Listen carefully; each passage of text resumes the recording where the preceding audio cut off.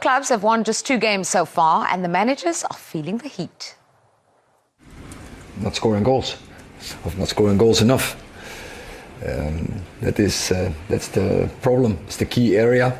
You have to score more goals as a team. I think we have players across the team who have the abilities to score. But that's clear. You see all the opportunities we are creating. We're not scoring enough. I mean, there's always some manager under pressure. I think it's just, there must be a sort of, what do they call, one of those spinning boards with all our faces on it, and whatever it lands on, he's the one that cops it for a week or two. So, but I think Eric's in a real tough job. He's done really well. He keeps mentioning he's won 2 trophies, and he has, mate. So I don't think that's insignificant. Everyone keeps telling me that's all I have to do, but obviously it's not all you have to do. There's always some manager under pressure, says Postecoglou. In reality, how much pressure are these 2 managers on, given that they've got 7 points from 15 on offer at the start of the season? I feel sorry for Postecoglou, because I do think there are moments where I've seen Spurs play and I think, they're brilliant to watch. And I think with what they've got, Brennan Johnson now, three consecutive games, 3 goals in each one.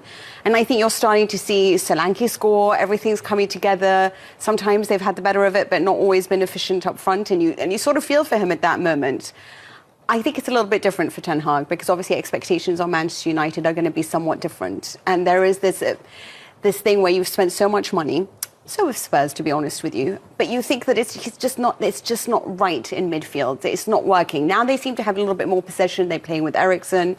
And you're seeing them having a lot more players on the ball, capable on the ball. But as soon as against Crystal Palace, they took a few of those players off. Ahmad, for example, Eriksen. And they started to lose that control over the ball, which allowed Crystal Palace to come back in. So how do you find that right balance? And honestly, I think Ten Hag needs to win this more. Yeah, let's talk about that Crystal Palace game that you referenced, because United just couldn't find a way through. A goalless draw in that game. A game that Marcus Rashford didn't start, which I don't know if that surprised you, because he'd scored in the league game before, he'd scored in the cup in midweek. And when you're a goal scorer, it's all about confidence, isn't it? Yeah, it is. And there's an element of that game that did surprise me, because obviously being a forward, you're based more around confidence, right? So if you've scored in 2 consecutive games, I would expect to start again. But I think, and I feel like there's definitely another issue going on behind the scenes. I'm not sure between Ten Hag and between Marcus Rashford. I like what I've seen from Marcus in the last 2 games or so. He looks like he's getting back to his best, where he's drawing the defenders out. He's a bit more aggressive when he's on the ball. He's definitely more focused in attacking defenders, attacking the spaces in behind. He's running at full speed, full pace. We saw a lovely move in midweek where he picked the ball up by the touchline, little flip-flap with the outside of his foot to the inside, nutmegged the defender. Beautiful. But it was fantastic. Yeah. But this is the Marcus Rashford we want to see. So you could tell the confidence is coming back. And whether that's an element of him saying, do you know what, I don't care about all the external noise from the fan base, I don't care about what the manager says, I don't care about anything else that anybody else says, I'm just playing my game. I'm just going to be Marcus Rashford, which is what we as football fans want to see. We want to see him become the Marcus we know he's been, where he scored 20+ goals in a season. He's capable of it. It's just about a matter of having that self-belief and putting to bed all of the things that go on off the football pitch. And I don't mean the charity stuff, the charity work. I think that stuff is absolutely phenomenal. Yeah. It's more of the party lifestyle that he seems to have adapted. People tend to push that narrative on him. And I'm not sure it works for him. I want to look at the chances that United have created and then missed subsequently. We've put a little package together of this, because I think they do need someone to finish for them. You have an interesting thought, Mina, about how they should be playing.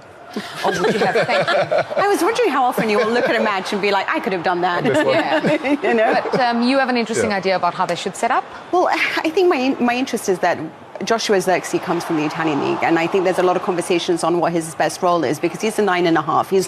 He's not your clinical striker, but he is somebody who can help create and develop play, and he's so good at that, because he's such a lovely player, such great technique, and I'd love to see him honestly just behind Højlund. As a 10. Yes, exactly as that, as a 10, and you can have your 2 wingers, and I do think that means there's not space for Bruno Fernandes, which is a very controversial thing to say when you're talking about Manchester United. How on earth would you drop Bruno Fernandes? But I think that it's worth having an experiment at some point where you do put Højlund, who is a typical number 9, with Xerxes, have him develop play, because he's really good on the ball. What you get with Bruno Fernandes a lot of the time as well is that, you know, he's somebody that can add goals to your scoreboard. But I do think there are times where he takes a few risks, and that means that you lose possession, you start a counter-attack, and it can be a little bit dangerous for Manchester United. We've seen that happen with them.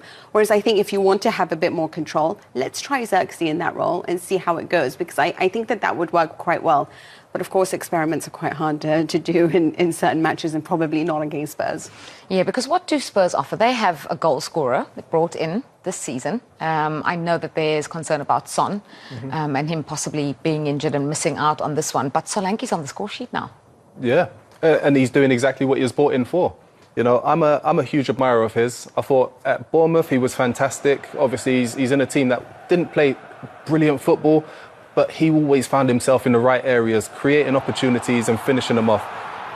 He's starting to find his feet now at Spurs.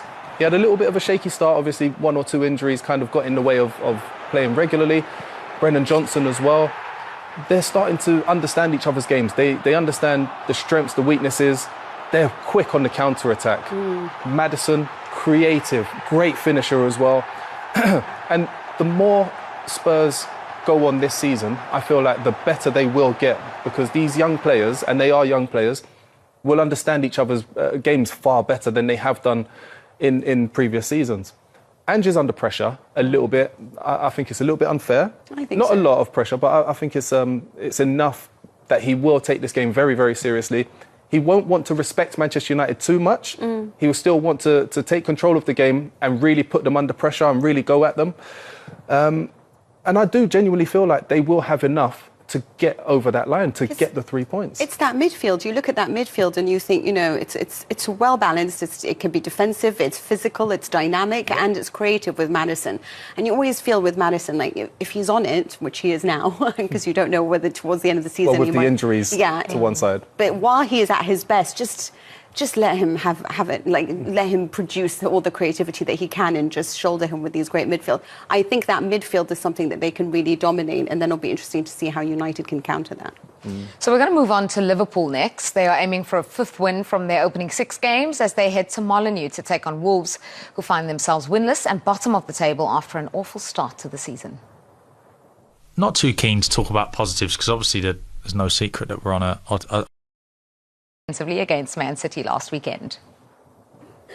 I don't want to be on YouTube because we've been so silly. You know, I want to be on YouTube because we've done the right thing in May and for the right reasons, and lifting what we want to lift and achieve. And in order to do that, we have to be very efficient in what we do. So I didn't predict to play 56 minutes with 10 men, and we have to do that. And we have to accept. And sometimes the opponent is better at doing something in the game. That doesn't mean that they are playing better or competing. They are being better at doing a specific thing inside the game. We are interested to do all the things that can help us to win the game. I don't think you can go into a game thinking, okay, well, they're right at the top of the league, so, you know, let's just get through it. You've got to go in there, as I said, with the intention that you can really achieve in the game, and that's what we want to do on the weekend. So, is it a gulf? Some people may call it that, but it doesn't mean that any game can't be won or lost. You know, we've seen that so many times before. So, you know, we'd love to go to Arsenal on the weekend and get a result, and, you know, we've got to back ourselves to do that. I want to go back to Mikel Arteta and his comments there, just because I feel like all week he's been the subject of this dark arts chat. What did people really expect him to go and do at the Etihad Stadium against 11-man Man City when he had one of his players sent off? Do you think he did the right thing? Was that the right approach to go there ultra defensively? Absolutely. Yes. Look, again, we're talking about Manchester City, who create